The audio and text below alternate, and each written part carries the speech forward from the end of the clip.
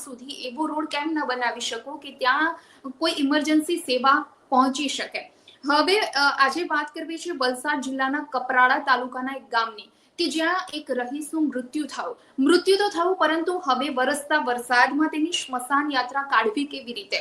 આ વાત છે કપરાડા તાલુકાના પંચવેરા ગામની કે જ્યાં એક રહીશનું અચાનક મૃત્યુ થયા બાદ તેમને સ્મશાન સુધી પહોંચાડવાનો રસ્તો નથી। 2 કિલોમીટર દૂર તેમના ઘરથી સ્મશાન છે અને એ પણ કાચા ફળિયામાં બનાવેલી કાચી સ્મશાન છે કે નીચે કોઈ રોડ બનાવેલો નથી કે એવી કોઈ વ્યવસ્થા નથી કે જ્યાં અગ્નિ સંસ્કાર કરી શકાય। માથે છત નથી કે વરસતા વરસાદમાં કોઈ મૃતકના અગ્નિ સંસ્કાર થઈ શકે। હવે તમે વિચાર કરો એક પરિવાર પર કેવી વીતતી હશે કે જે પરિવારના વ્યક્તિનું મૃત્યુ થયું છે અને ધોધમાર વરસાદ પડી રહ્યો છે। આવી પરિસ્થિતિમાં આ પરિવારને ખુદ મેનેજ કરવાનું છે।